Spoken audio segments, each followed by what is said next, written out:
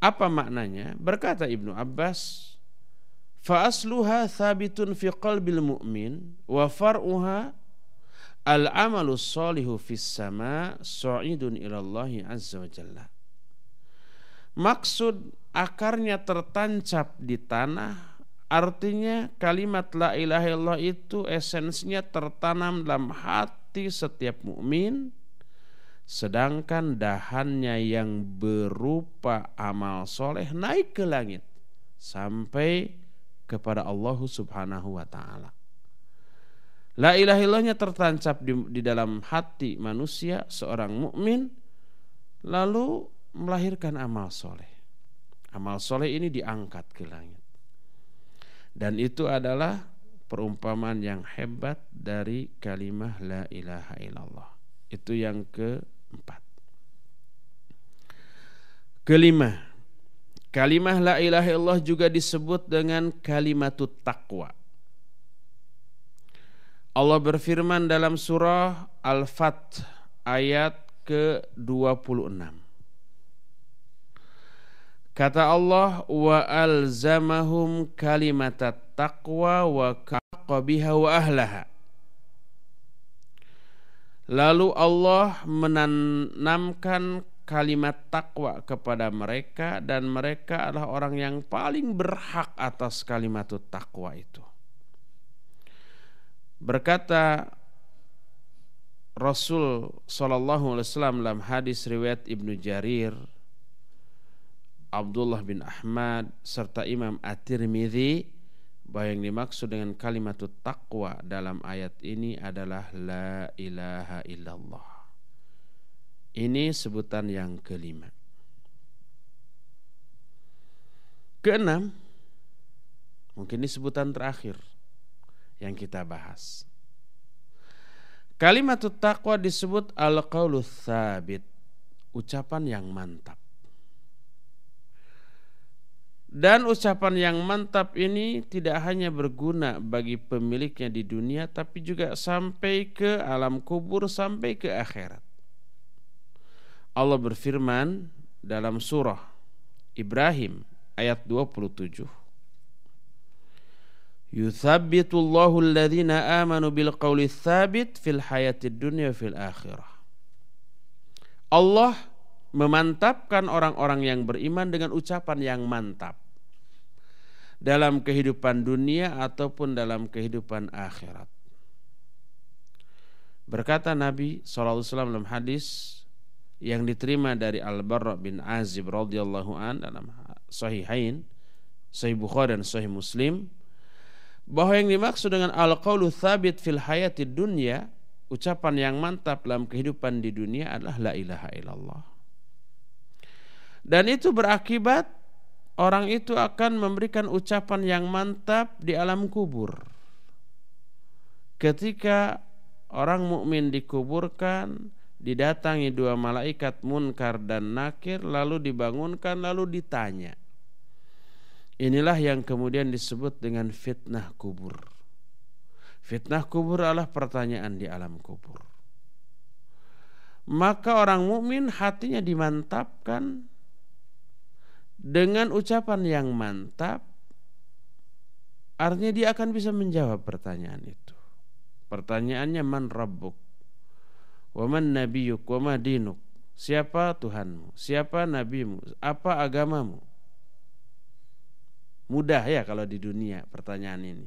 TK juga bisa jawab. Tuhan saya Allah, agama saya Islam, Nabi saya Muhammad. Tapi tidak berarti orang yang sudah bisa menjawab 3 pertanyaan itu di dunia pasti bisa menjawab juga di alam barzakh, enggak. Sehingga untuk bisa menjawab itu bukan dihafalkan dari sekarang, enggak. Sebab jawaban di alam kubur cermin dari amal yang dia lakukan di dunia. Orang kafir, orang munafik gak akan bisa jawab. Walaupun di dunia ini orang kafir atau orang munafik menghafalkan, Tuhan saya Allah, Nabi saya Muhammad, agama saya Islam. Di alam kuburnya gak akan bisa. Karena apa? Karena jawaban di alam kubur, Tuhan saya Allah, itu merupakan cermin amalan dia ketika di dunia. Betul-betul mempertuhankan Allah sebagai Rabb bagi dirinya. Diaplikasikan dalam bentuk amalan, dalam bentuk ibadah, dalam bentuk tauhid. Agama saya adalah Islam, itu cermin dari amalan dia di dunia, menjadikan Islam betul sebagai way of life bagi dia. Seman hidup diaplikasikan dalam semua bidang kehidupan ketika dia masih hidup di dunia. Nabi saya adalah Muhammad, itu cermin dari sikap perilaku dia ketika hidup di dunia, menjadikan Nabi SAW sebagai tauladan, contoh yang selalu diikuti, selalu diaplikasikan sunnah dan tuntunan dari beliau. Nah, karena amalannya di dunia seperti itu, dan itu adalah aplikasi dari la ilaha illallah Muhammadur Rasulullah, mantap dia, maka di akhiratnya, di alam barzahnya dia akan mampu menjawab secara mantap pula. Inilah yang disebut dengan yuthabitullahu alladhina amanu bil qawli tsabit fil hayati dunya fil akhirah. Allah memantapkan orang-orang beriman dengan ucapan yang mantap di dunia, maksudnya la ilaha illallah, diaplikasikan. Dan kalau dia sudah mengaplikasikan la ilaha illallah secara benar, otomatis dia sudah faham sebelumnya.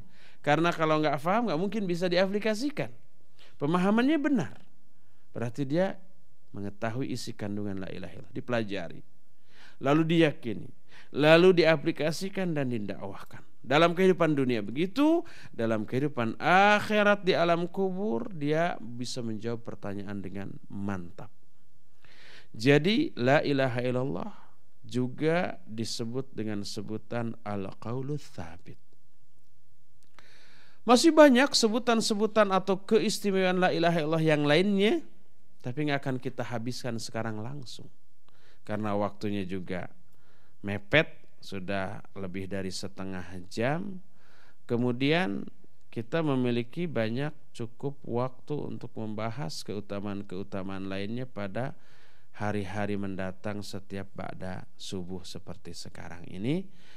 Untuk saat ini cukup dari saya sampai di sini, dan sisa waktu yang kita miliki kita akan gunakan untuk tanya jawab. Alhamdulillahirrabbilalamin. Barakallahu fiik Ustaz. Demikian tadi untuk penjelasan yang sudah disampaikan oleh Ustadz pada pagi hari ini. Kita masuk pada sesi tanya jawab. Silakan saya beri kesempatan yang pertama kepada Ikhwan, barangkali ada yang mau bertanya.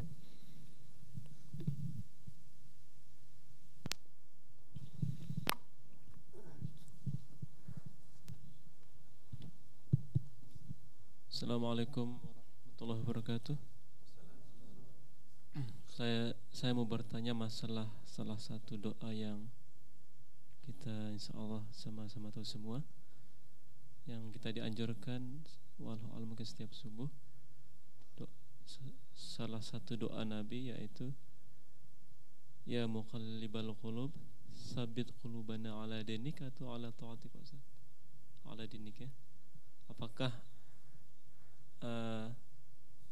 ada sangkut pautnya dengan yang kita bahas ini atau secara umum maksudnya? Terima kasih Pak Ustaz.